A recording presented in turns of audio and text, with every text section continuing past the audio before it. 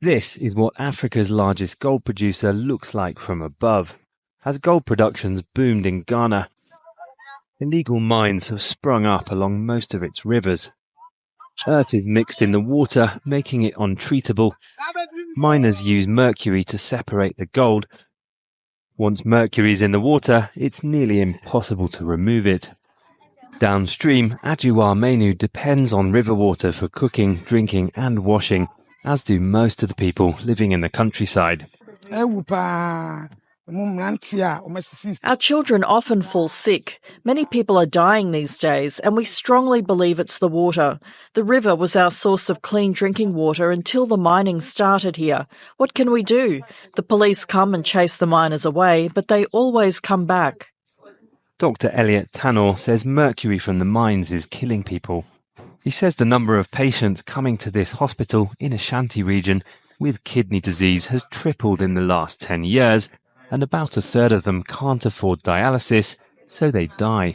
This mercury is something that we know that definitely affects the brain, it affects the liver, and it affects the kidney. So we are worried because we tend to see a lot of patients coming from mining areas with all forms of kidney disease. So we know definitely that there is some link.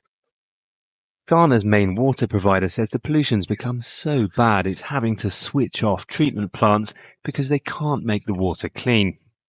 There are abundant natural water resources here, but they're becoming unusable. If all these things are to continue the way it is, in addition to climate change, we may have most of the rivers in our country may go extinct, and then we may have to be importing water into the system.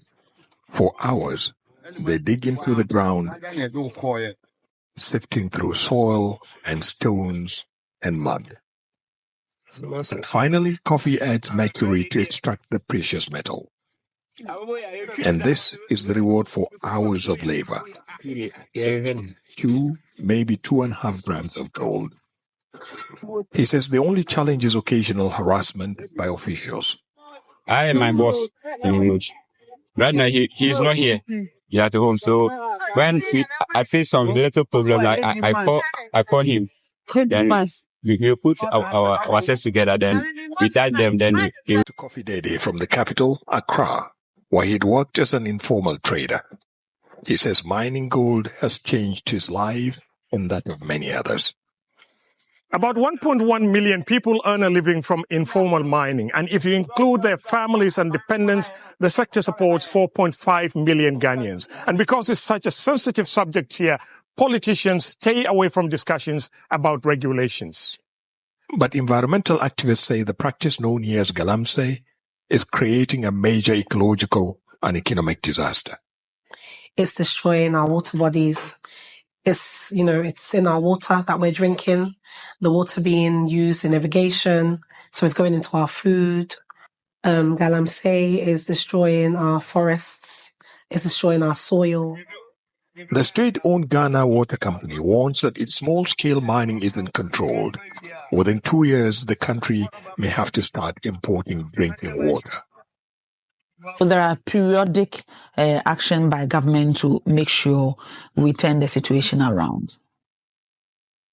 But environmentalists say more needs to be done. In terms of, government response, atrocious, absolutely atrocious.